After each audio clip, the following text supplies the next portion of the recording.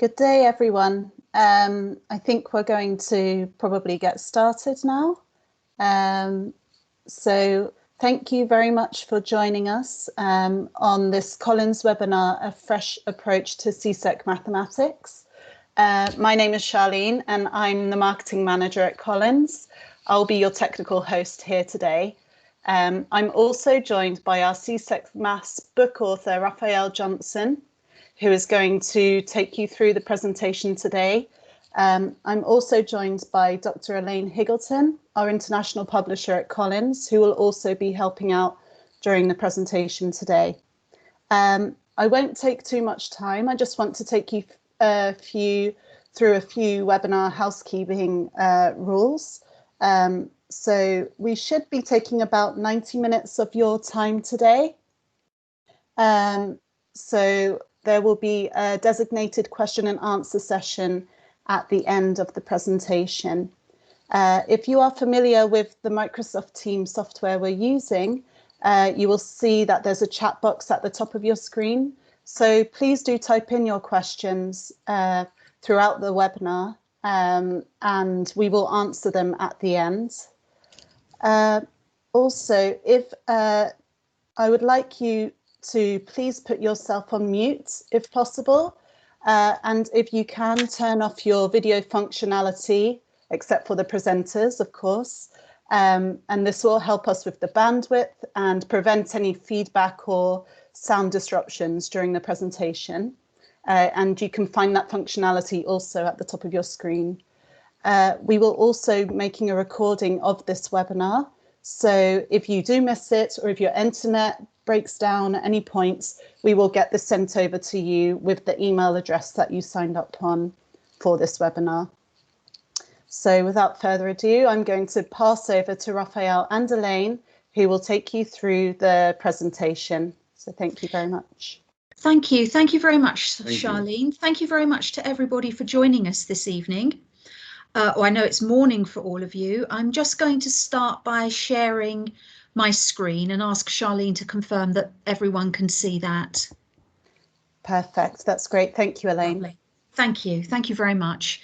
So I'd like just to do a very short introduction. I know everyone is keen to hear from Mr. Johnson.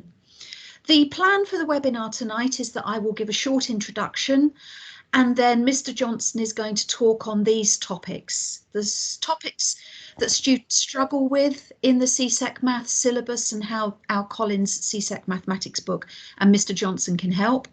The advantages of the spiral curriculum approach that's been adopted in the book. How using graded exercises at different levels can help build skills.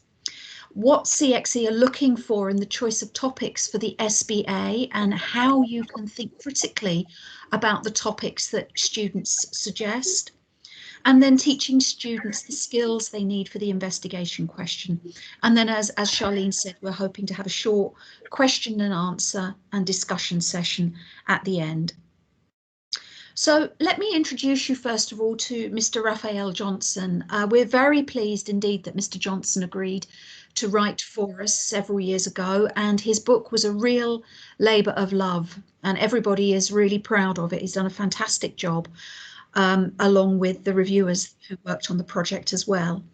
Mr. Johnson has an extensive maths teaching background. He has a degree in mechanical engineering from Cuba, a diploma in education specialising in the teaching of mathematics from UWI in Trinidad. He teaches maths and physics at CSEC and Cape level. He's a teacher of maths at the Teachers College at TAMCC, and he has also taught maths and physics at the School of Applied Arts and Technology, also at TAMCC. And also, we're very proud indeed, Mr. Johnson was appointed the BEM, British Empire Medal last year for services to culture in his home island of Grenada. And any of you who are Grenadian may well know Mr. Johnson as a well-known calypsonian, and we might get a flavour of some of his calypso at the end if we have time. So without further ado, I would like now to hand over to Mr. Johnson to take us through the webinar presentation. Mr. Johnson, over to you. Well, thank you very much, Dr. Higgleton, for your very comprehensive introduction there. And good words. And a warm welcome to all those who have joined us.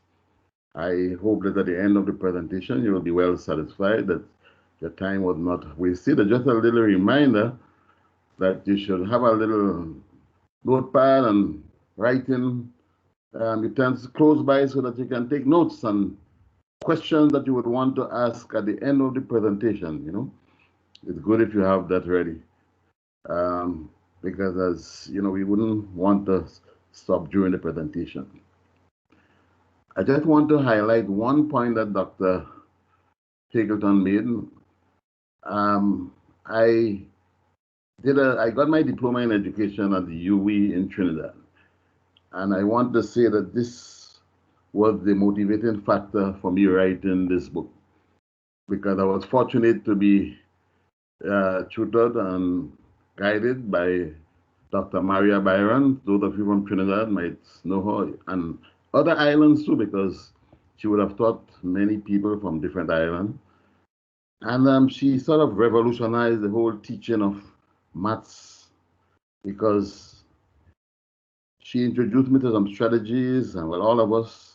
And one of the things that really stuck with me was the fact that she said, when you're teaching maths, especially to students who are challenged, who have difficulty in grasping the concept, it's better to take a step-by-step approach and use simple steps. You know, sometimes we think we are using steps that students will understand, trying to teach a particular concept in maths. But really and truly, because of time constraints and everything, we go faster than the students can really follow. They might not tell us anything, but then when we set exams, we realize that they would have missed key explanation. So that's why she said step by step and takes minor, small steps, not no big step. And this stayed with me, and I applied it to the book.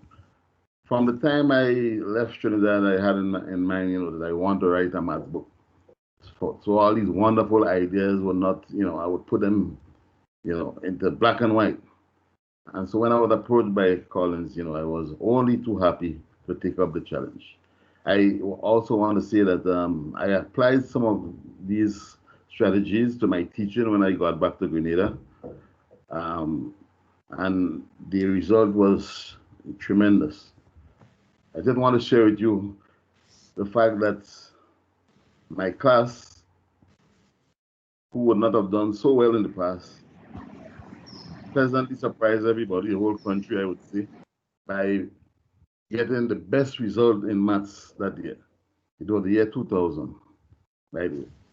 And that school where I taught maths, they had the best result. And they were not considered a prestigious school as you might look at the other prestigious school. But yet everybody, 100% pass and some good grades. So I knew that these strategies were working. And so that's why I want to share them with you this evening. And I shared them in the book, but I just want to speak about them today. Yes, so we move on. So the features of the text that can contribute to a greater student success at CSEC exams. So we have the topics students struggle with and how Collins CSEC Maths can help. Secondly, the advantages of the spiral curriculum approach.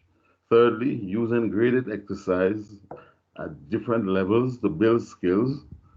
Fourth, the SBA, what CXC are looking for in the choice of topics and what makes a suitable topic. And 5, teaching the skills students need for the investigation. So we move on. I just want to add also that here we have 5 topics being featured here, but the book, the text itself, has some 15 or so unique features that you might hardly find in other similar mathematics textbooks. But because of time constraint, we can only present with about 5 of the best. But it will be nice when you have the book to look at all the attributes and the different features that make it such a success. So let's move on. The first feature topics students struggle with. And the first topic I want to begin with is operation with fraction and decimal. And I know some teachers who are tuned in might agree with me that this is sometimes put a little area of difficulty for students. Others might say, no, fraction and decimal are quite simple, easy to follow. But from my experience as a teacher of mathematics, you'll be surprised to know how many students struggle with fraction and decimal. So the book takes on a sort of different approach. And I know it's different because I've looked at other textbooks and I haven't seen much of this being used yet. The use of shapes and shading to help teach students the concept of fractions, operation with fraction. So the use of models, shapes, shadings. So for example, on page 35 of the book, we see here addition and subtraction of fraction. That's the page that you are seeing there right now. So rather than use the normal way of teaching fraction, you want the denominator the same, you add the numerator and put it over that denominator. That's how that's how I used to teach fraction before. For the students who are experiencing difficulty in understanding these concepts, the shapes and shading prove to be tremendous, a great help for them. So we want to add a quarter and 3/4. So we get a rectangle, which represents a whole. We divide that rectangle into 4 equal parts. As you see here, we shade one part to represent 1/4. And we are adding 3/4, so we shade 3 parts to represent 3/4. And so you ask children to count how many shaded parts. They get 4 over 4. And of course, that is one of the easier addition.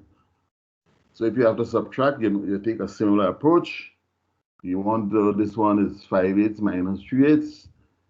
Again, we divide the whole, which is a square this time, up into 8 equal parts. We shade 5, and we take away 3 shaded parts. So, all right. So we get 2/8, which can be simplified into a quarter. So we move on to the next. The fraction become a little more challenging when the denominators are different, but we can apply the same strategy. Here we are adding 1/3 and a quarter, and all these examples are taken from the text, of course, and page 36, 37. So we are adding 1/3 and a quarter, different denominator. So we start off again, we're using a rectangle as the whole, and we see that we divide that rectangle into 3 equal horizontal sections. And each one, of course, represents 1/3. Then we divide that same rectangle, leaving the first division, into 4 equal vertical divisions now. So each vertical division represents 1/4. So now the whole rectangle divided up into 1, 2, 3, 4, 8, 12 different equal parts, 12 equal parts. So we go back to our first 1/3, and we count how many of the 12 equal parts are in 1/3 in that horizontal division there, and we get 4. And how many are in the vertical, which represent a quarter? We get 3. So we add the 4 parts plus the 3 parts, and that's give us 7 over 12. Now you know the way that we are familiar with it, that we find the LCM, or the lowest common denominator, 3, 4, 12, and it's sort of rote learning. You know, we follow a certain algorithm. People, students, they remember what you do, some might not remember. But the main thing is that we want to get them to understand what they're doing, especially the visual learners. And so you might remember an algorithm or a formula, and regurgitate or do it when you need, but when you understand what you're doing, it makes such a big difference, because you can handle all different problems, word problems especially. So that's the advantage of using these shapes. We have another example there, 3/4 of a pizza. and we shared it among 5 people. So really and truly, we divide in 3/4 by 5. And we learned the good old way. When you divide in fraction, you invert and change the sign. I've heard that said many times, but I realize that sometimes children don't understand why they do that. They do it, yes, of course, and they get it correct. So here we look at the 3/4 piece and we find in 1/5 of that 3/4. Again, we represent on a rectangular diagram. We represent 3/4 and 1/5 of that 3/4 works out to 3/20. If you count, you'll get a 20 different equal small division there. So yes, it might take time, and we wouldn't work all fraction like that, but the whole idea is to lay a foundation. So once students understand what they're doing, they can visualize, they can use real objects to see fractions and operation being played out, then they can apply that, generalize, and then they will understand these algorithms and these formula better. Let's move on to the next slide.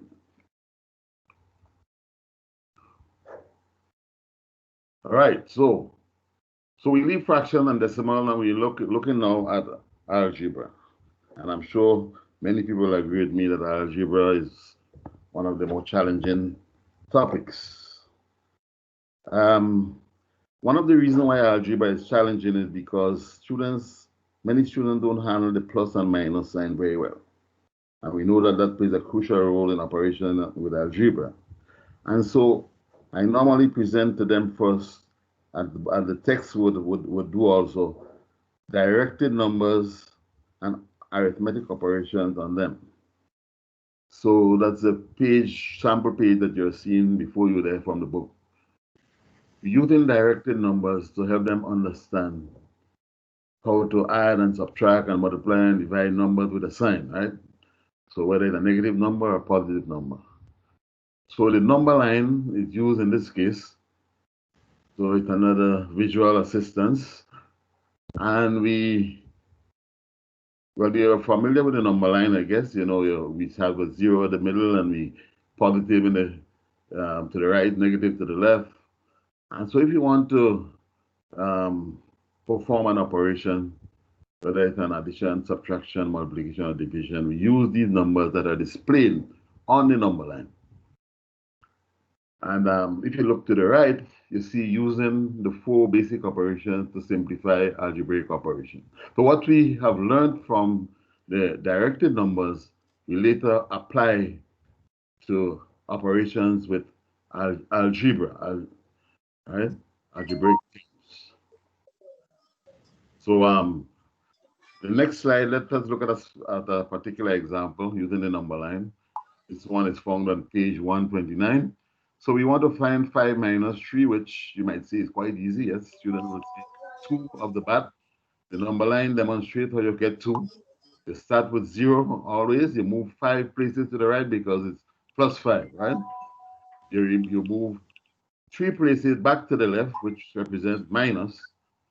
And so you end up on 2. Now, I've seen, through my own experience, that when you give students questions like minus 7 plus 4, which is the second example there, they might do the first one quite easily.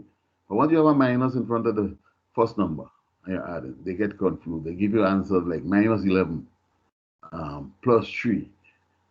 Some might give you the correct answer, minus 3, but this question sometimes poses a little difficulty for students. So the number line, when used here, you move minus 7 to the left from 0. You move 4 to the back to the right, of course, to signify addition. And you end up on minus 3. So they can actually visualize and see the answer being worked out before them.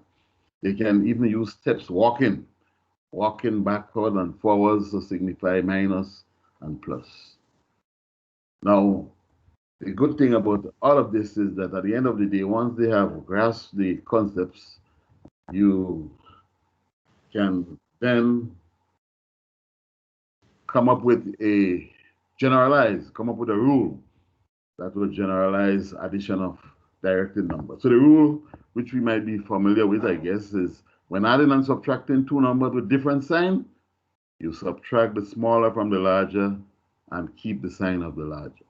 If you're adding or subtracting numbers of the same sign, two numbers that is, you add and keep the sign, whether it's positive or negative. And the rule for multiplication and division is when multiplying different signs, you get a negative, and multiplying the same sign, you get a positive. The thing is that sometimes we go straight to that rule and we skip the diagrams and the visual aid that will help them understand how we come by that rule. And so that's where the text comes in to really demonstrate that. So let us please move to the next slide. Right. So on this slide here, we continue with algebra. Now we look at solving simple equation. So to solve simple equation, you'll realize that well, some people might just start right off the bat using symbols and letters and numbers and so on. But again, the text stresses the importance of visually. So we use a scale to demonstrate simple equation. And in addition to this, I must point out that right through the book, there are some key terms which define very important key terms, get precise definition and explanation of each key term, and you get a lot of detailed work example. So all of this are proven to be helpful in enabling students to grasp these concepts. And so they get to understand how to do simple equation, simultaneous equation, quadratic equation.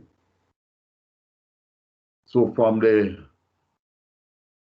text, if you look at slide number 10 to 11, one example of a key term is a linear equation is an equation in one or two unknown where the highest power is in any term is 1. And we give an example of x equal to 5 or 2x plus 2y equal to 17. And the graph of that always works out to be a straight line. So that's shown on page 148. There you see the scale model. Let's go back to that page. Slide number 10, I believe. 11, 10, let's go back to 10. No, we are 11, sorry. So on 11 there you see the image of a scale. So you can tell the student that on the left pan of the scale you have x plus 5 kilogram, right, of whatever objects. On the right, same object, but you have 9 kilograms this time. So the scale is balanced at that point.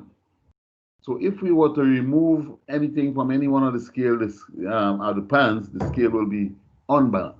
So you take away 5 kilograms from the left-hand side. In order for the scale to be balanced again, you must take away 5 kilograms from the right-hand side. So this is a visual image of equation as a balanced scale. Again, there are a number of tips and work examples to help concretize these concepts.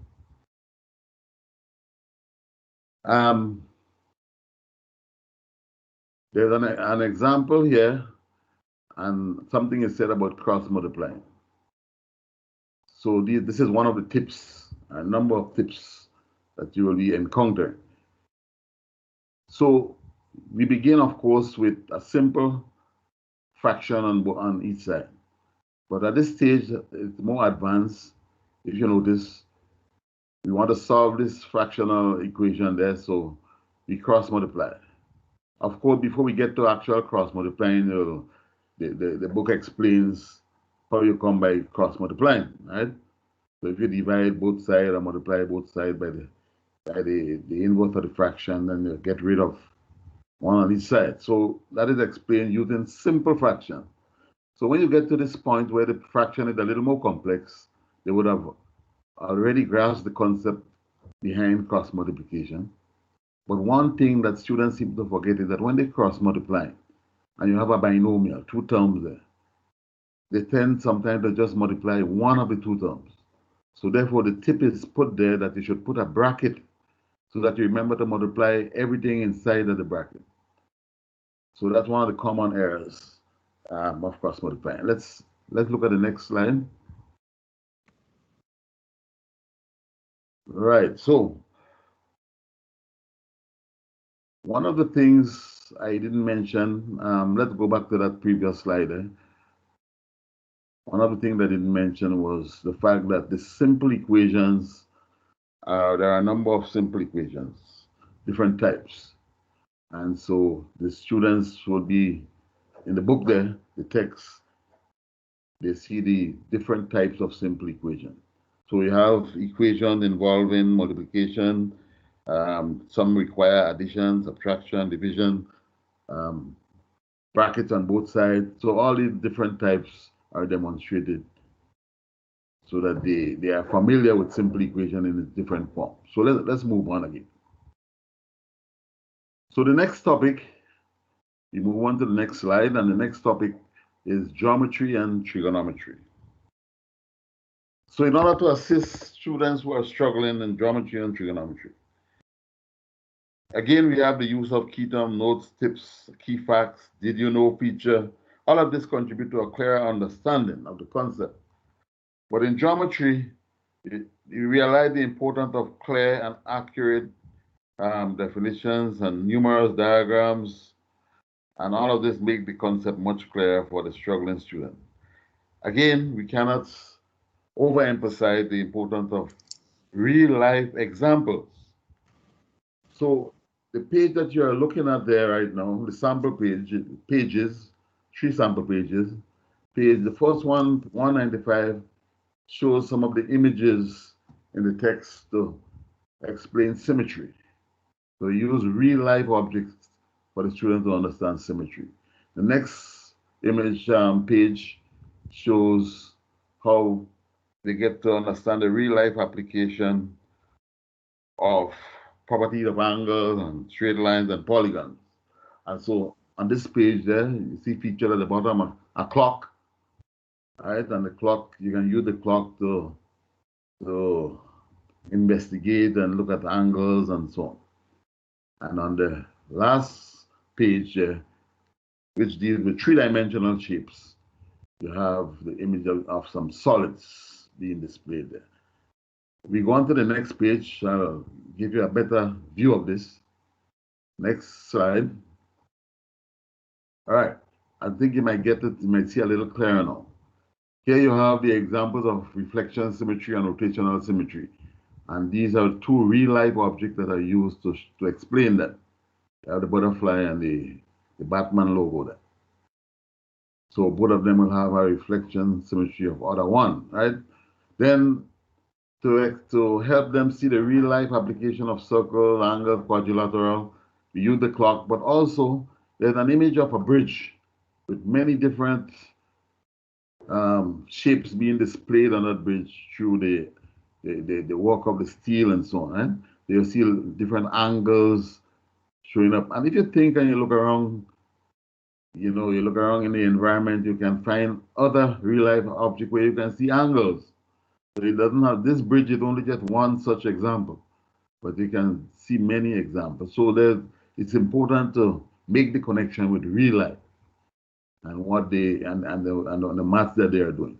And the third set of examples shows 3-dimensional shapes, a sphere and a torus. If they don't understand what is a torus, you can tell them, well, you know what is a donut, right? Okay, so they can make the connection. So let us move to the next slide. So don't forget, save your questions. I'll try my best to answer them at the end. But we want the presentation to flow smoothly so that we can cover all the areas. So we are still with geometry and trigonometry. And here you see, some of you might be familiar with this. In order to help students remember the basic trigonometrical ratio, sine, cos, and tan, I use a mnemonic, which is a word formed by the first letter or the significant letters in the formula. So therefore, Sine, which is equal to opposite over hypotenuse, will be represented by SOH. Cos, adjacent over hypotenuse, CAH, and tan, TOA, which give the word SOHCAHTOA. So in case they don't remember this complex word SOHCAHTOA, again, I make up a sentence so the letters have another significance. It's now a sentence. So where you use the first letter in each word of that sentence to get back your SOHCAHTOA. So the sentence that you see there, some old horses can always hear their owner's approach. So you can challenge students to come up with their own mnemonic and their own sentence. Sometimes they enjoy doing it. Okay.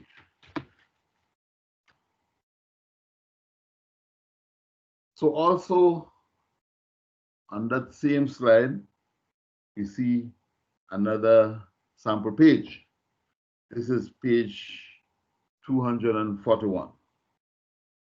Because you know, bearing is also a part of trigonometry, geometry. So, and sometimes students get a little difficulty in doing bearings. And so in this sample page there, at the bottom of that page, there is a very important tip to help students do bearing. It said to find the bearing of one point from another, bearing of A from B, for example, you draw a north line at B, and you let them know the reason why you chose B is based on the statement from B. So once they see the letter following the from, they know that's where you put the north line, or the north pole. And you join AB, a straight line. And so the clockwise angle between the two lines, the north line and the line joining AB, that's what gives you your bearing. Because sometimes it's difficult for students to really conceptualize bearing. So this tip goes a long way in helping them. Right? I want to also mention the importance of examples that I think I mentioned before. This text has a lot of detailed examples where I use the step-by-step using small step, but I said before. And I was really pleased a few days ago to get a feedback on these examples from a teacher who, together with a few of them, run this radio program or TV program where they a tutorial where they teach maths on TV, and they said that this book is the main text, and the reason why it's the main text is because the examples are so detailed and so clear that according to them, in using their own words, they say it's a teaching tool that can be used without modification or without additional explanation. So they can use one of the examples and just go through that example, and this serve as a teaching tool right there and then, all because the examples are so detailed and simple and easy to understand. So I thought I'll mention that because it's a positive feedback on the book, and such good news you cannot stifle that. No, I'm sure you'll agree with me. So we move on to the next topic. If you notice, I would have tried to look at all topics in math, because you don't know which topic will be a challenge to students.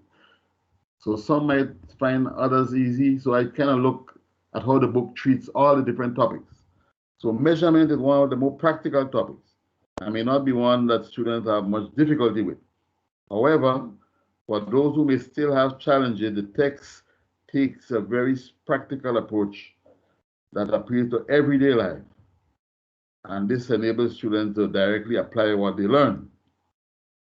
So in this slide that you are looking at, looking there from the very first page of that topic there, page 257, you see demonstrated there the images of measurement in real life.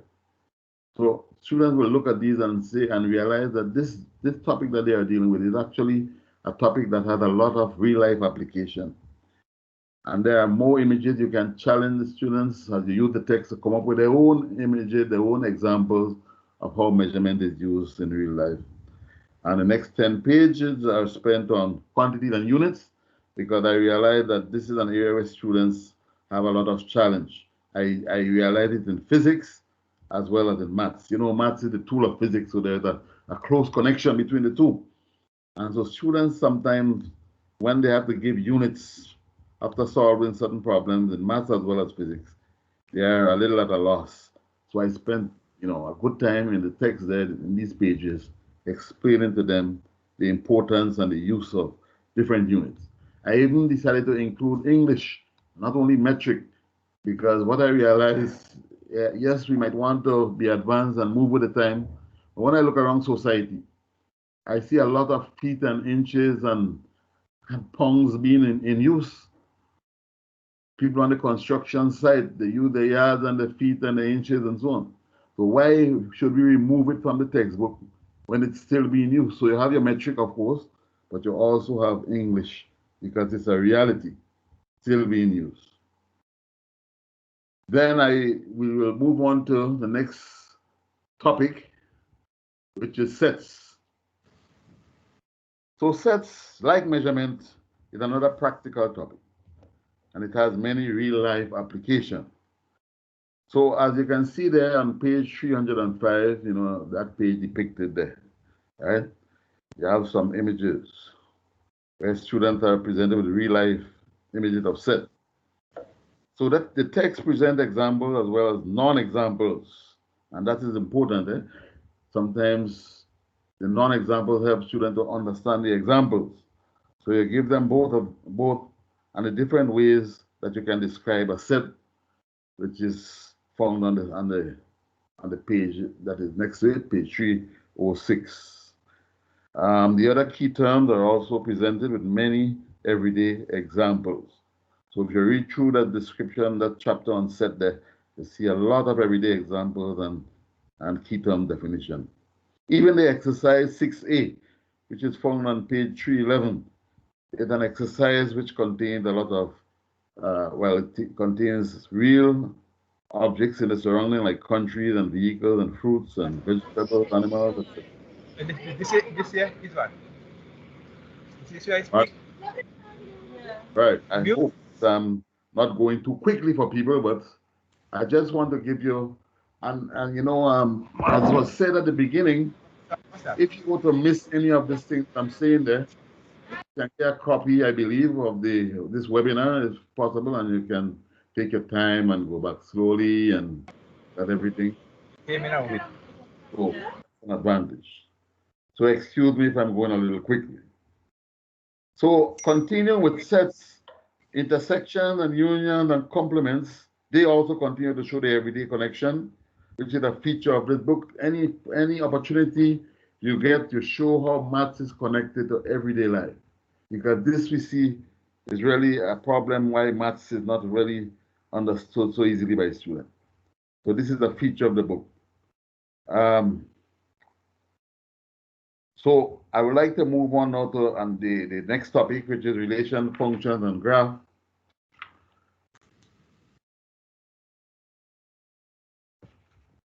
All right, so here you have 3 sample pages being featured. You might not see them all that clearly, but I will give you an idea of what they contain. And when you get your text, you can take your time and read through. Now, relation, function, and graphs are a topic that sometimes pose a challenge for students. So the text first makes an important distinction between relations and functions, using examples, tests, and at least 5 ways of representing a function. And these are shown on page 332, all right, to 334. You see the 5 different ways a function can be represented. Again, a number of key terms are defined: inverse function, composite function, and so on. So therefore, now with a basic knowledge of function being established, it becomes much easier for students to make the transition to coordinate geometry and equations and graphs of linear function, because they would have gained a foundation from that first topic then. And this knowledge, again, can now be transferred to solving simultaneous equations with the graphical method and solving linear inequalities that involve shading and drawing graphs also. And it helps with the analysis of quadratic functions. So I'll move on to statistics, to the next topic here. How does the book treat statistics? Well, it is treated in a comprehensive manner. All the basic concepts are explained in detail, again, using the features of the book. And if we look at the pages 378 to page 382, that's where all the key concepts are explained and defined and so on. And so after all of this is defined, then we come to the page 383, right? And with the beginning of statistical diagrams. Now, when we are dealing with statistical diagrams, as you may well know, you have to make a clear distinction between bar charts and histogram, because there's how they are drawn is different. There's a space in the bar chart, while histograms are drawn without any space. And sometimes this poses a challenge to students. So we can see that on the following page, 384, 387 brings that out. And the explanation of this is further enhanced by even more additional tips and colored illustrated diagram. Again, we cannot forget the real life connection. So let's look at the following page. That will be slide 19. Right. And in statistics, there's another challenging area for students: how to analyze and interpret these statistical data. Determining the measures of central tendency, which we know commonly as the mean, the median, and the mode. It's much easier to get a mean, the median, on the mode of the simple distribution. But when you have frequency distribution and group distribution, it becomes a little more challenging. And as you will see for yourself, the book has treated all of this in a very comprehensive way. Now, the most challenging calculation of central tendency is when you have to find the mean of a group distribution. So in this text now, we present students with two methods. They are presented with the class midpoint method and the coded method. And both of these methods explain in detail, using the detailed example, how you get the mean of a group distribution. The advantage of having these two methods is that students can now use both methods when they understand them and compare the answer. So they're supposed to get identical answers, because even in the book, two examples are given where you can get the identical answer by using both methods. So students can try that for their own self. And this chapter on statistics ends with a treatment of the dispersion and probability, right? And this short part there on probability is a very important aspect of statistics, because it helps students to deal with question 6 of the CSEC exam paper 2. So if you look at the next image there, next slide, I believe, on page 502, you see an arrow indicating that that's a question that is given in the book as exams, that you can that students can use to sharpen the skill, right? So this is in one of these exams, CXC type exams. You see the question number 7 there, and this question is a good example. Right? So that's a past paper question, of course, are very similar to it. This is a good example of how you can use probability and statistics to solve CXC type question. So that's on page 502. Okay, so we can move on now to vectors and matrices, which is the next slide.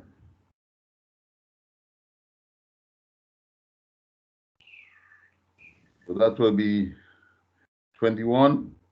For vectors and matrices and transformation. Vectors, matrices, and transformation.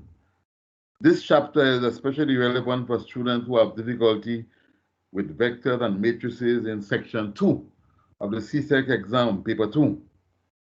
So on the third sample page that you see here now, being shown, page 481, this gives a sample of that question in section 2, where vectors and matrices are featured. So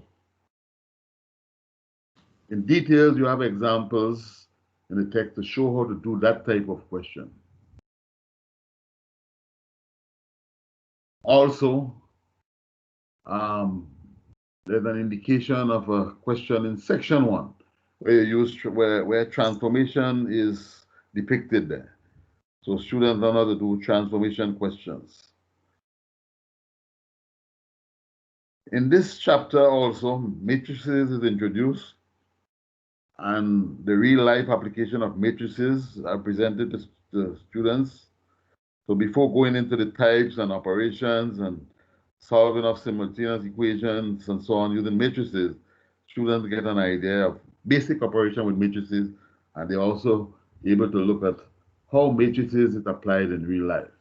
I don't know if you have received the complaint from students like I have. So when are we going to use all these things in real life? I don't see it being used.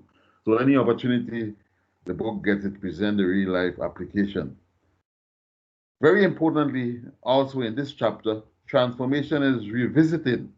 You know, transformation was done earlier, but here it is revisited, but this time using matrices.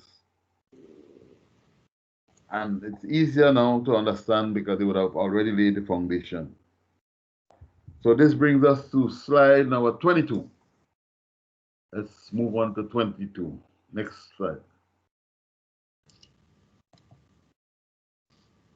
So this would have taken us to the end of the different topics that proved to be challenging, and I actually look at all the topics.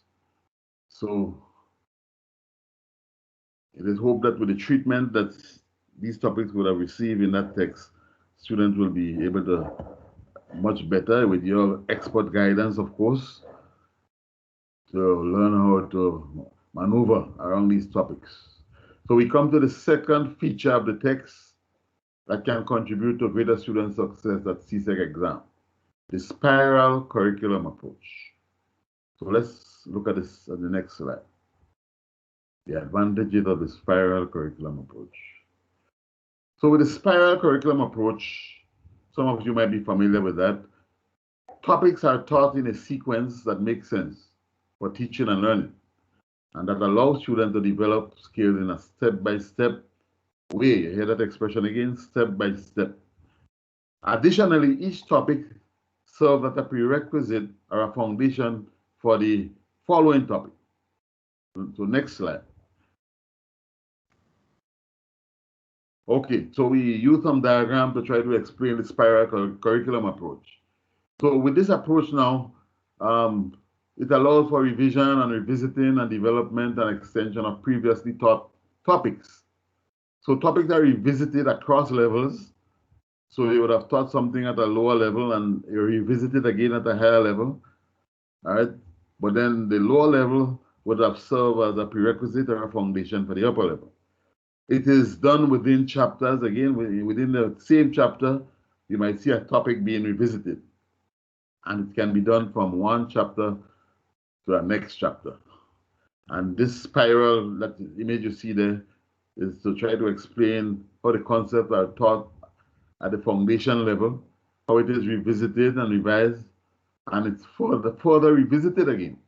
So you might have 3 revisiting of the same topic. So by the time you get to the third one, students by and large would have more or less grasped the concept. So let us move to the next slide.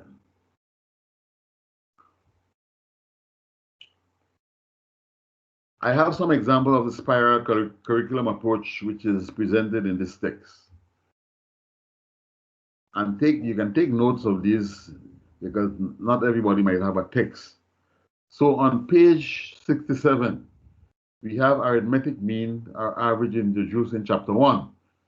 And this is introduced as a computation topic, together with ratio and rate and percentages.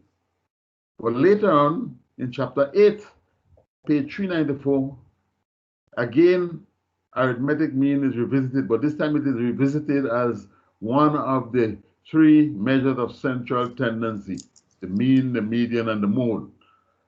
So students get another opportunity of understanding mean, or the meaning of mean, as it is revisited, page 394. Another example, simple equation is done, page 148, and is revisited on page 154. And this is an example where the spiral curriculum occurs within the same chapter, right? Because here you have done simple equation and you're doing transposition, which is just an extension of simple equation, because with transposition, you're trying to find the subject, change the subject of a formula, right? And you have to follow the same procedure that you did when you were solving simple equation. And more than likely, the same different types of simple equation apply to transposition.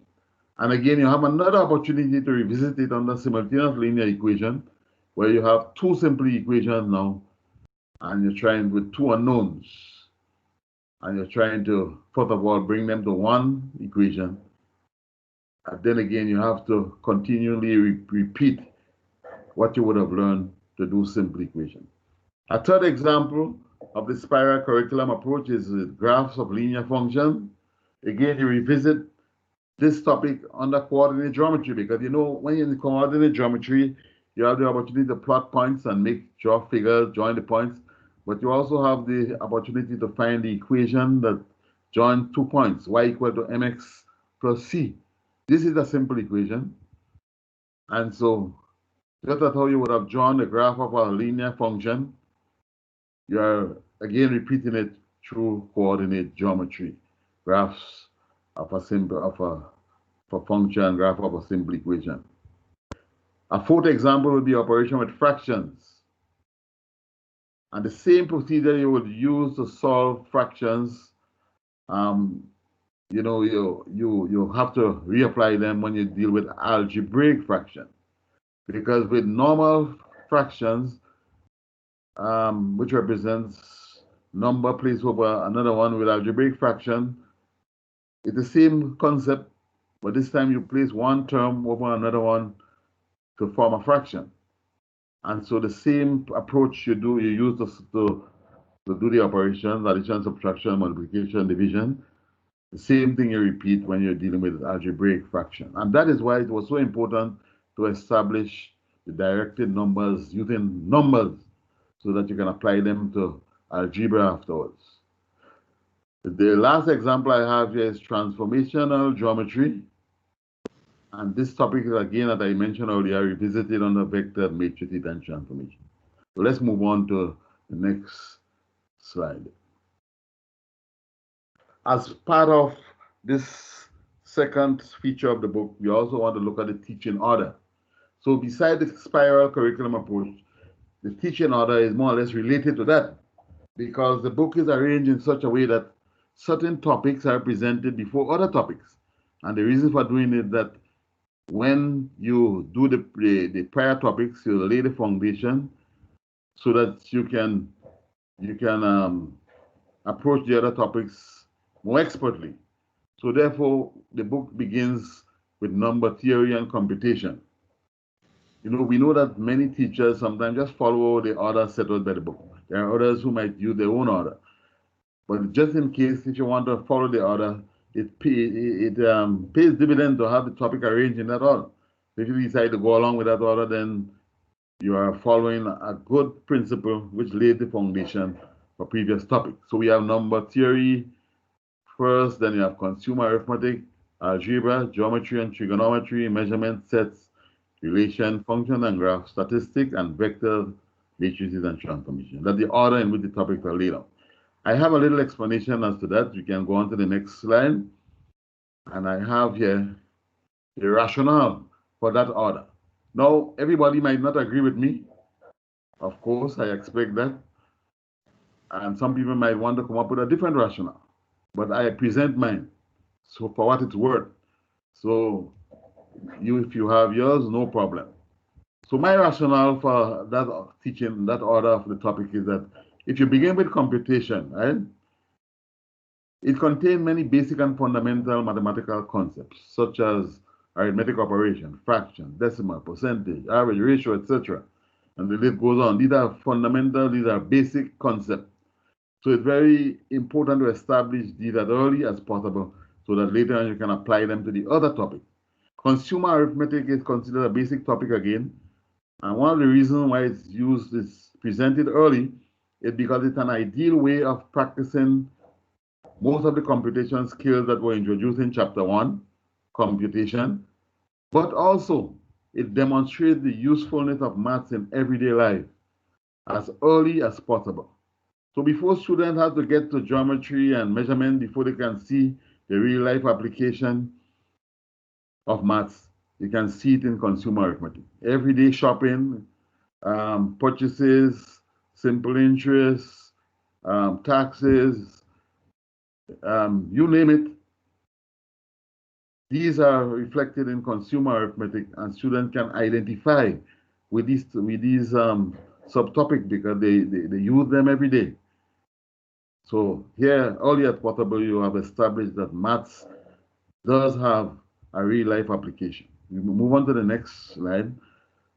Then following consumer arithmetic, we have algebra. Why algebra at this point? Because it's also an important foundation chapter for the other chapters 4 to 9. Since all of these chapters involve formulae, some involve some form of problem solving. So algebra is presented early, so you can use the concepts developed there in the other topic. Geometry and trigonometry, again, they feature concepts like line, angle, shapes, trigonometrical ratio, solution of polygons, triangles, and quadrilaterals. And these are fundamental to measurement. So that's why you have measurement coming after geometry and trigonometry. Measurement make use now of not only algebra, which was gone before, but it also now make use of geometry and trigonometrical concepts. So when you have to determine lengths and areas and volume and so on. All right, next. Move on to the next slide.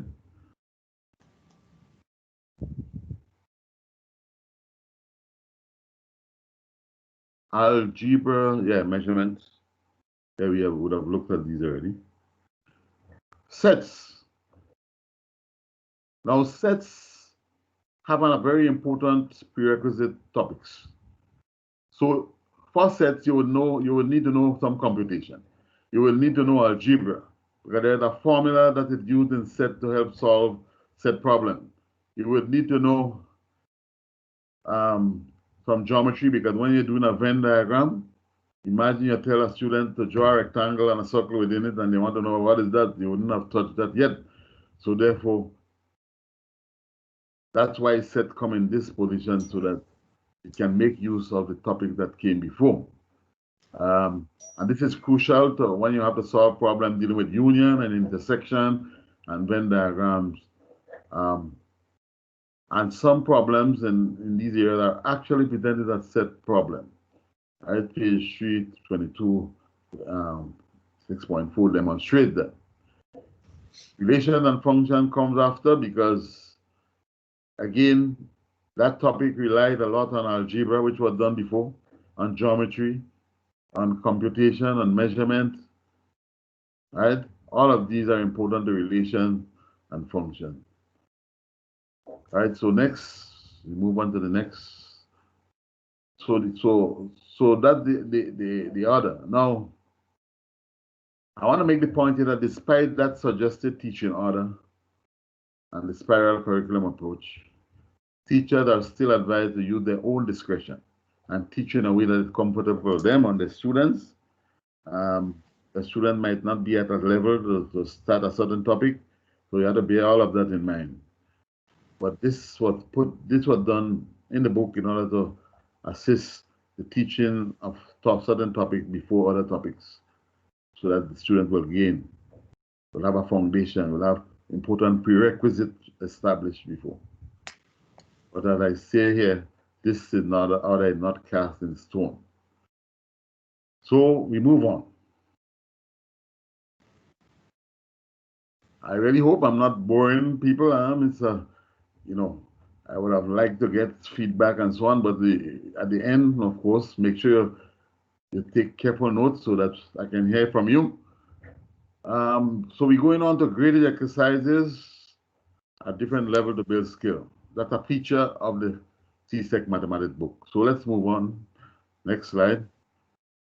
What are graded exercises? This is a very important feature of CSEC Maths text, use of graded exercises. And we mean by that certain questions the questions in the various exercises are presented with different levels of difficulty. I've looked at other texts where this was tried, but not as comprehensive and well organized as you will see. So in doing so, each student is given the opportunity, irrespective of their ability. They're given that opportunity to successfully answer questions. And the more advanced students, they have a chance of attempting more challenging questions, and in so doing, enhance and fine-tune their problem-solving ability. Now, you would realize that if a student is doing maths question and they keep getting it wrong all the time, they're going to be deflated. Their self-esteem and their interest in maths is going to wane terribly. And so that is why it's so important to have them experience a level of success. So let us move on. Let me just explain the graded exercise a little better. So we have 3 levels of difficulty and 3 color codes for each level. The questions that are denoted by pink are the access level question. And we call them access level because we hope that all students will be able to access and do these questions, irrespective of your ability. So these are the easier questions. The blue would be the CSEC pass level questions. So once you master these questions, you're supposed to pass maths at CXE level. And the green of those who are most likely might get the top grades, the 1s and the 2s and so on. So the whole idea behind this is that the people at the pink level will not remain at the pink level, because one, they would have experienced success in solving questions and their enthusiasm is raised. They would want to go up to the other level and be interested in it. Not like before where they fail everything, they can't do any questions, so they just lose all interest in maths. No, they are happy that they're able to solve some question. And I have here examples of the 3 level. So let's say you want to draw a graph, right? You draw a graph of the function gx equal to 2 minus x. That is a simple graph question. You need to make a table with only 3 values for x and 3 corresponding values for y. You draw your graph. But the level that is a little more difficult, the blue level here, you have a similar graph question, but this time, as you can see, it's much more challenging, because now the student will have to rearrange the equation and make fx the subject before they start making the table to draw the graph. And sometimes that is a little challenging. You have to master the whole art of transposition to do that. The third question here is even a higher level of difficulty. You have fractions in the equation. And so the recommended easy way to draw graphs of that type is to get rid of the fraction, to turn the equation into a linear equation. So they have to know how to manipulate and maneuver fraction so that this can be written as a linear equation. So looking at it like that now, you can just multiply every term by 8, for example. That's one suggested way.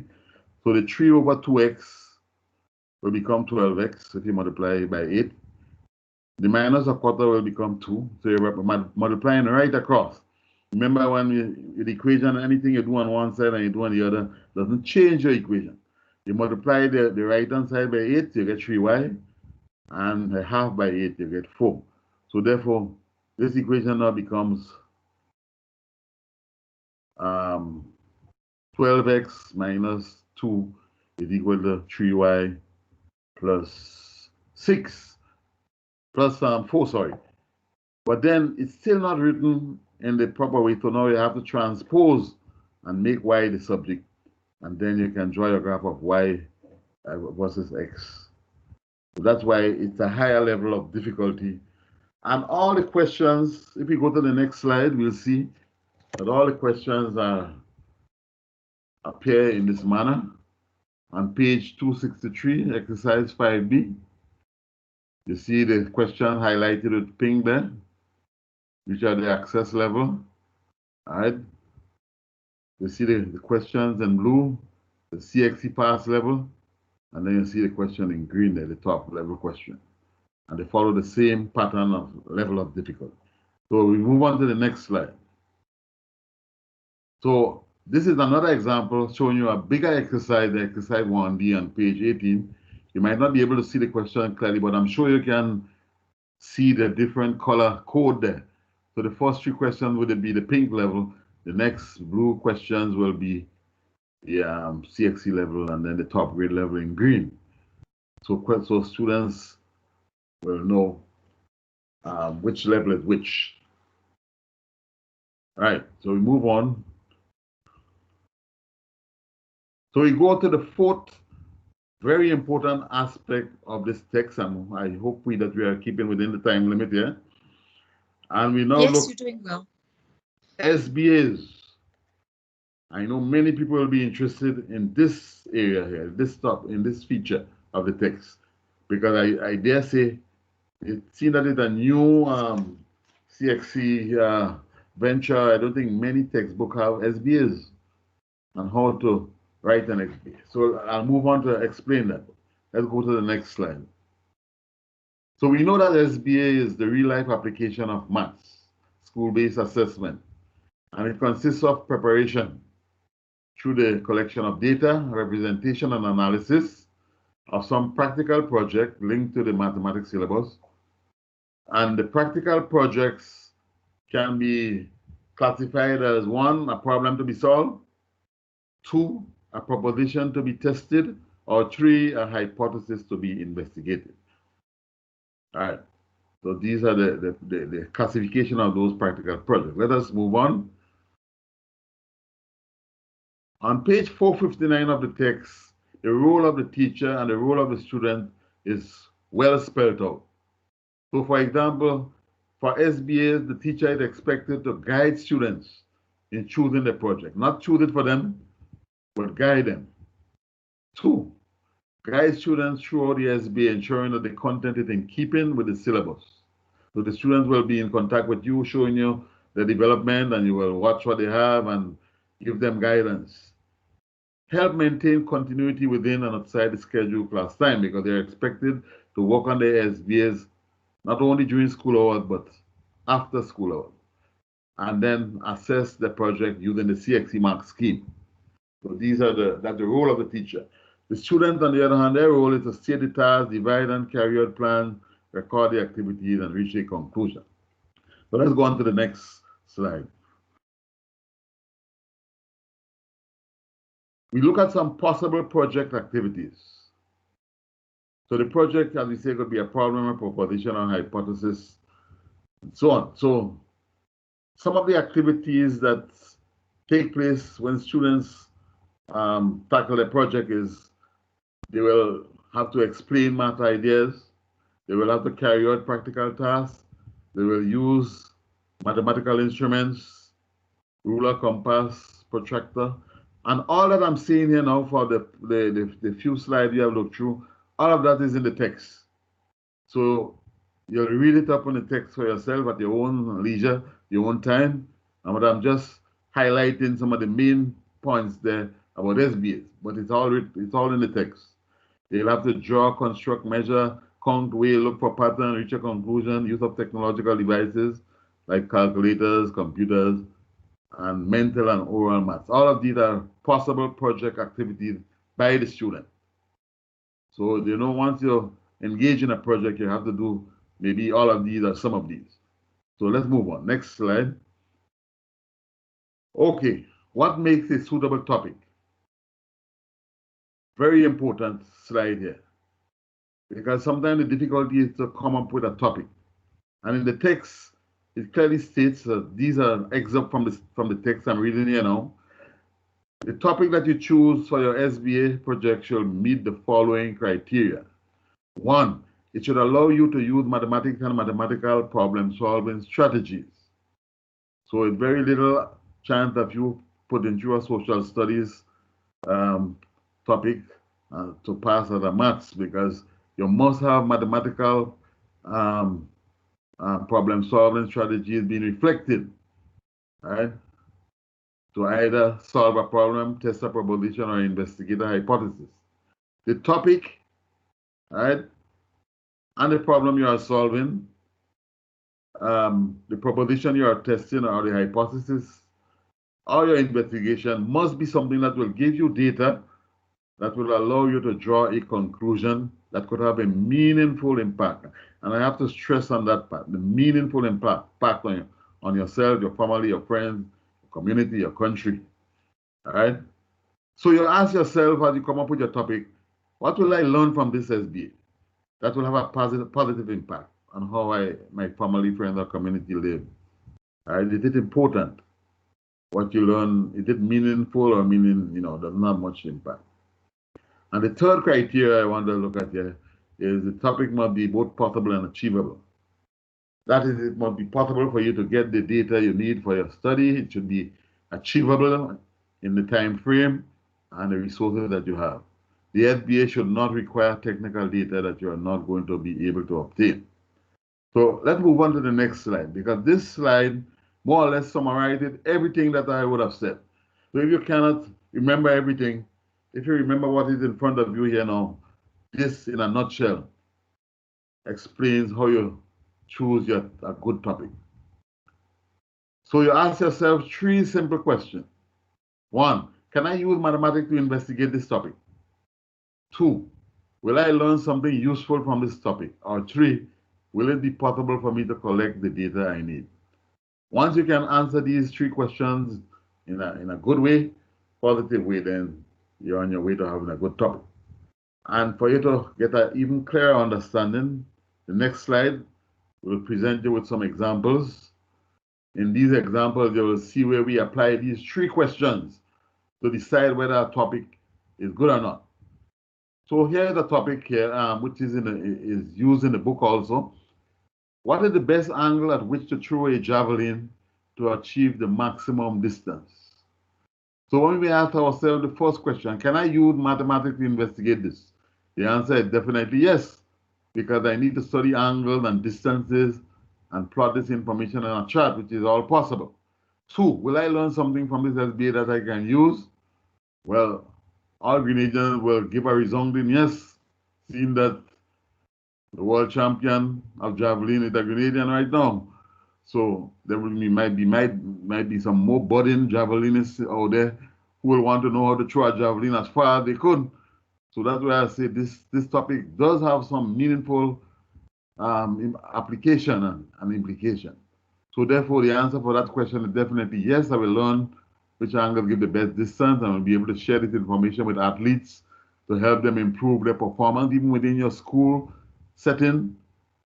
If this topic is investigated and is proven to be true, then you can get the angle that the student need, the athlete need to throw their javelin as far as possible.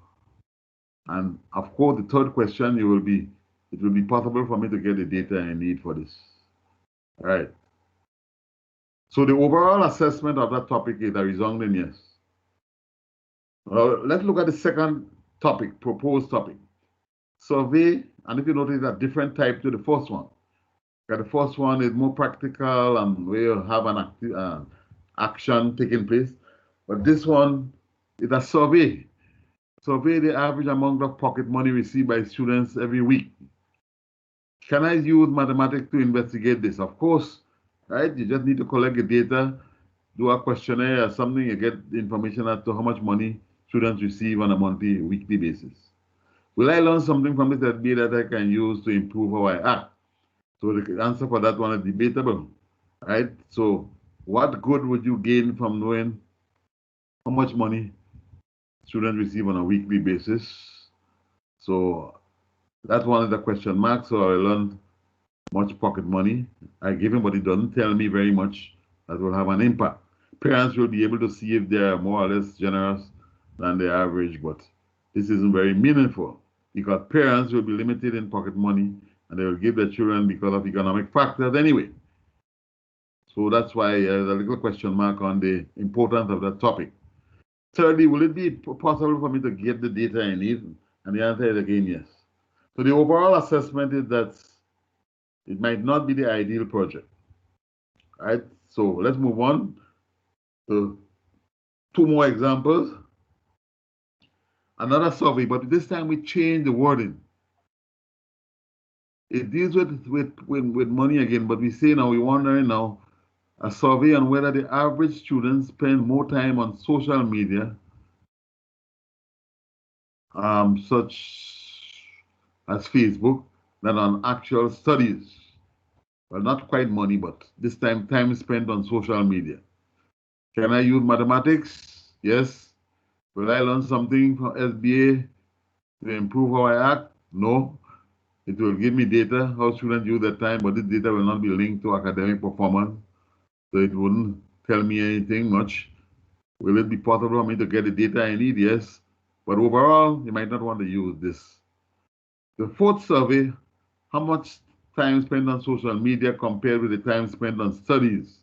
Here you have a more specific goal, because now you're comparing time spent on social media with time spent on studies, and that is useful information. So can I use mathematics? Again, yes. You need to collect the data, put it in the table. Will I learn something for SBA that I can use? Yes. So I went through this. Thirdly, here it will be possible for me to use this data. The answer is yes, so this could be a good topic.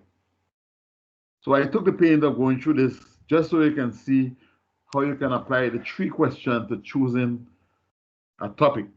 But of course, with your text there, you can always take your time and go through it slowly, and how I am going through right now. I'm speeding through. So next one, please. Next slide. Now I couldn't leave you, or the book couldn't leave you, the text, without leaving you with a proper example of a sample mathematics SBA. So in this sample SBA, you'll see the title, the introduction. Can we move on to the next slide? So you can read up that for yourself. You'll see the method of collecting data is spelled out here, the presentation of the data, analysis of data, and discussion of finding, and finally the conclusion. So these are the components of an SBA as required by CXC. So the next slide. So here there's a suggested activity for you to do on your own. Not now, maybe you don't have the time now, but when you get back to in your own way, you can just try out this activity of coming up with your own SBA and going through the different requirements as required by CXC. All right, so we move on to the next slide. So these are the components there of your SBA. Title, introduction, data, presentation of data analysis, discussion of finding, and conclusion. All right, 7 components. So let us move to the next slide here now. We are down now to the final feature of the book, teaching the skills that students need for an investigation question.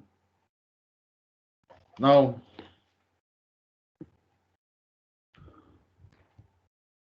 the investigation question is normally found in section 1 of the CSEC paper 2 exam.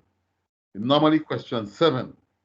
So as you look here now at the screen there, you see 3 sample questions, investigation question, on page 479, 491, and 503. Again, you might see it more clearly later on in your text, but these are 3 sample questions. Question 7. And this question is normally quite challenging for students. However, in this text, a strategy is presented to help students deal with this question. And it's a new sort of addition to the CXC exam, just as the SBAs and so on. Right? Recently, you see them coming up with these investigation questions. So how does the text treat this area? First of all, in the text, you have a clear explanation on the 3 types of learning activities that students can be engaged in. So the math student in class could be engaged in exercises, in problems, and in investigation. And these are in increasing level of difficulty. So they might easier do the exercises, which are sometimes routine problems. But the problems sometimes are more difficult. Some of them might be non-routine problems. And in the investigation are the most difficult in all. And so appropriate examples are used to differentiate between these 3 types. So in the next slide, you will see, all right. So for the math investigation question, there are some key stages in being familiar with the investigation process. So first of all, as you see here, your exploration is one part of it. Students explore various aspects on the investigation. Collection of data is another part. All right. Examination of the data. So you see a little similarity with the SBA there. Making guesses, right, and conjectures and prediction. Discussion and explanation of results and generalizing.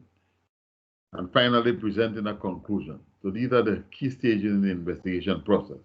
Move on to the next slide.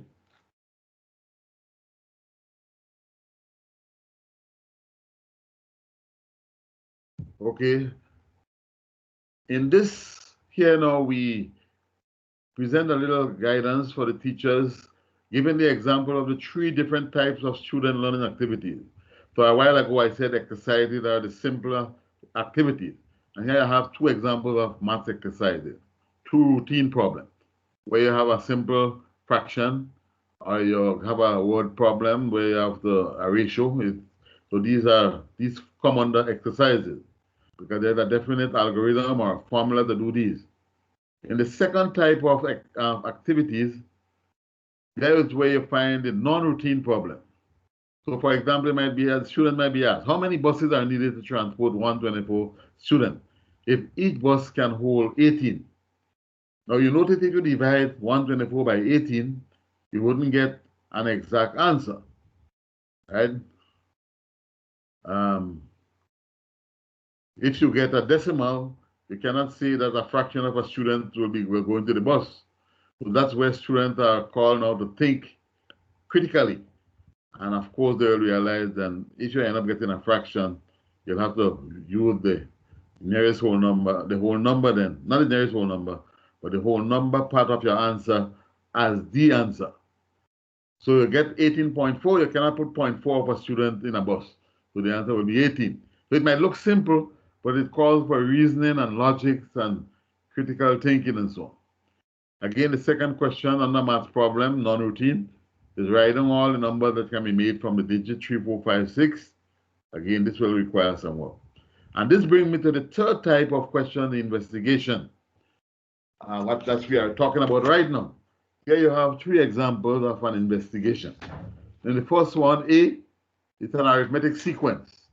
Write down, continue that sequence, 1, 8, 15, 22. So in most investigation questions, you have to find a pattern.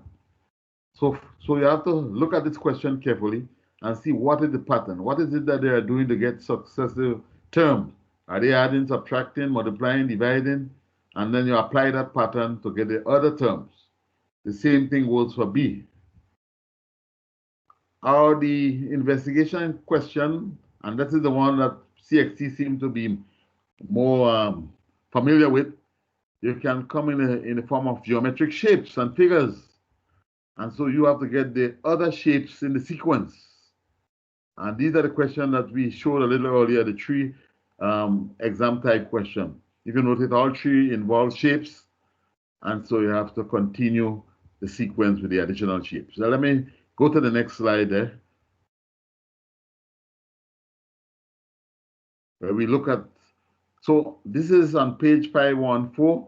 Here you have two examples of investigation question where where shapes are presented. In the first one, you can get an open-ended question where the student will have to make their own problem. So therefore, you look at the shape and you come up with your own problem based on that shape. So just thinking off my head, so you might decide, the student might decide, well, I'm going to find the number of semicircles I see there, or the number of triangles, or the number of rectangles, or I might want to find the total area of the semicircle, or the total area of the triangle or rectangle, or even the total area of the shape itself. So you might be surprised at some of the different varieties of questions that students can come up with by just looking at that shape. But you don't normally find so much of these, but it can give students practice with their creativity and everything if you give them questions like that and ask them to come up with their own question. The second example is the one that you normally find with CXC. They will give you three shapes or patterns, and you have to write in the fourth one. So here you start off with 2 lines forming an angle, then you end up with 1, 2, 3, 4, 6 lines, and then you end up with a number of other lines. So you have to now continue that pattern. And so this is a good practice for students, and I hope you who are listening to and watching, you will take the opportunity to practice these 2 investigation questions. The first one is open-ended, where you come up with your own question. And the second one, there are some questions. You go with the second one. If you go to the next slide. All right. You move on to the next slide there. Right. So this is another activity for you to do on your own. For the first shape, you are asked to create your own problem based on the shape. All right. Maybe you can come up with at least 4 problems. With the second shape, the one that's mostly used by CXC, you can investigate the 5th figure in the sequence. So you have to get to the 4th one first, and then come up with your 5th one. And then you have to draw figure 5. So you'll see how many lines. Additionally, you'll be asked to state the number of lines making up the 5th figure. You'll also asked to measure each line and find the total length of all the lines. So these are just some questions that go along with that figure, but you can even think of some other question yourself. So that's it. We move to the next slide. So that's the investigation practice. All of that, what we've said there is in the book, and you can read up on it in your own time and get a better grasp of investigation and SBAs. Yes. So next slide. This is another feature of the text. We didn't have that done today to discuss, but you can look at it. It's calculators, right? It's a feature on calculators, how useful, how you can use a calculator to help teach maths or understand maths concept. It's a very useful slide because you'll be surprised that there are many uses the calculator will have rather than just the basic operations. So it's something you will have to read up on your own. Right. So this brings us to the end of the presentation, more or less. I hope I didn't go too quickly. So we have questions, discussion. I don't know if you would have taken notes during the presentation. Dr. Eagleton? We haven't had many questions. So some of the questions are, how much is the book? And we only have pricing in UK pounds, and the price in UK pounds is £20. I don't know, Tom, if any of the local reps want to answer that question about their local pricing. Capitol when we were evacuated because there was smoke coming that you could see from the windows from the Pentagon. And I mean, it's just, Gloria is exactly right. It's not as if people write.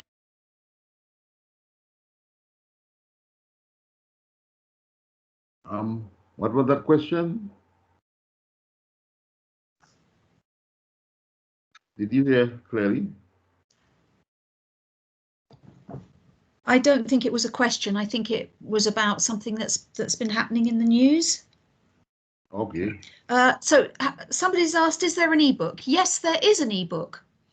If you Google the Book Fusion app in the iTunes store and download the Book Fusion app, which is free of charge, you can then buy any of the Collins Caribbean titles that are available as ebooks. So yes, there is an ebook available as of now. And it's also available on Amazon. So you can also purchase from Amazon, is that correct? Yes. So Mr. Johnson, there's one question. Is there a specific ratio as it pertains to the level of questions provided across the topics? A specific ratio, so as to Yes. the level of question.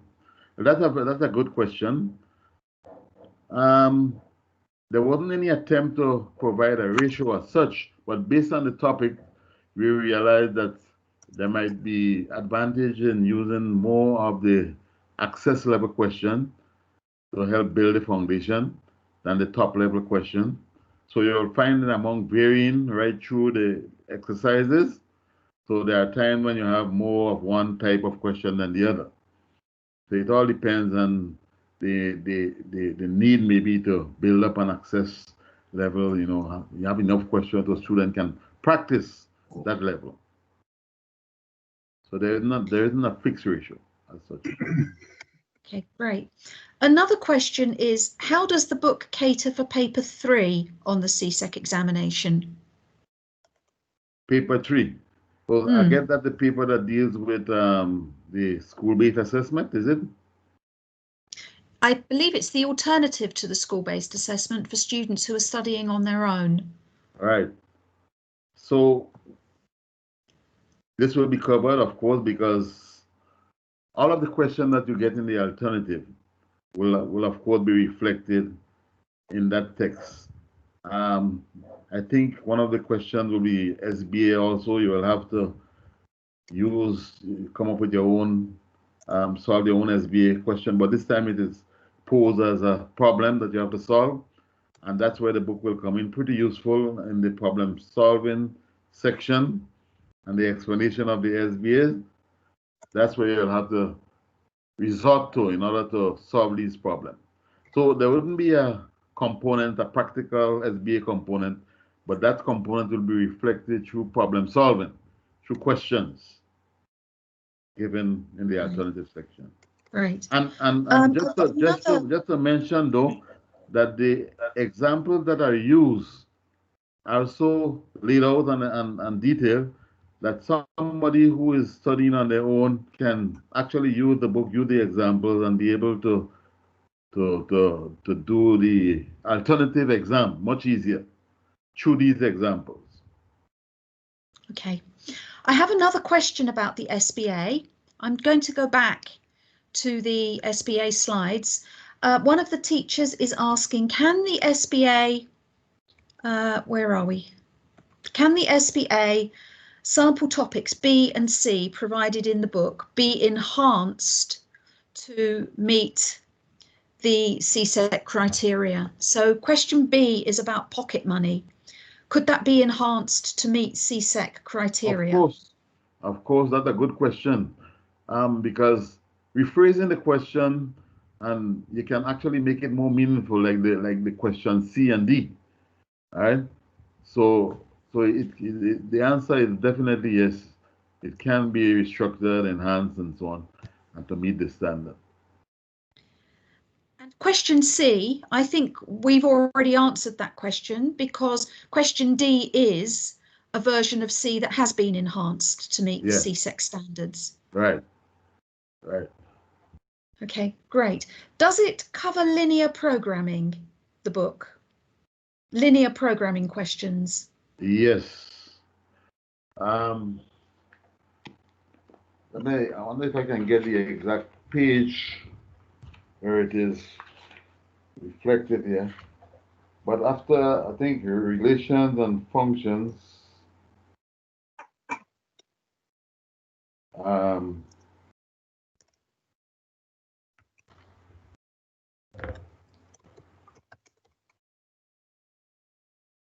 but linear programming, it does cover linear programming. I'm trying to find where it is now, but this deals with, I think, inequalities, where you have to maybe find a specific area, your plot inequality to get a definite area. You can use the points or the limiting area, values for this area to find out, to see whether, so it does cover that, I think it would have come under linear inequality.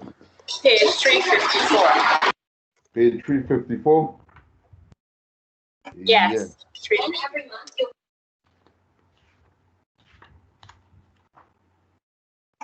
Yeah, so on page 354, you see the heading 7.3.4 there, it's linear programming. And that's what I was explaining a while ago. It's not a very long section, but there is one specific example there that is used. You have some inequalities, you have an area that is shaded, and you have to find what is the maximum value and the minimum value of that area. So on page 354. Yeah. Okay. Another question that we've had was about answers. So just to confirm that the answers are at the back of the book. Yeah. Yeah.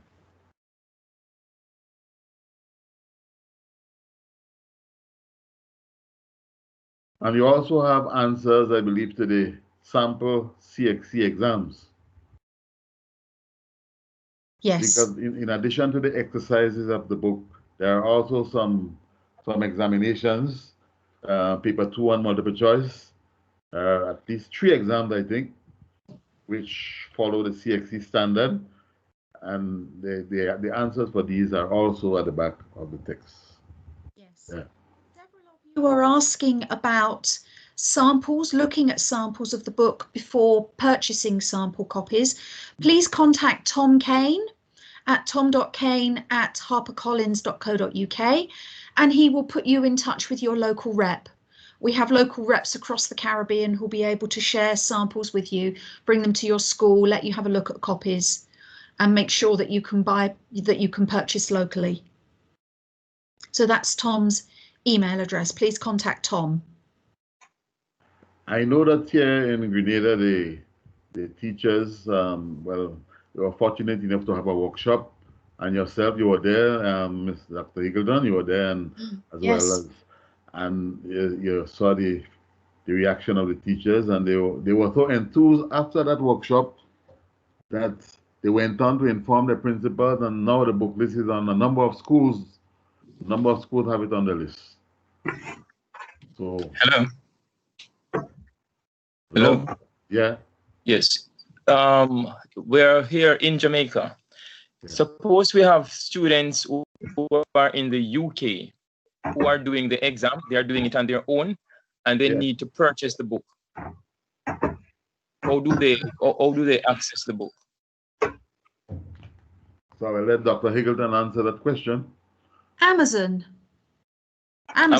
in the UK. Amazon in the UK will have copies.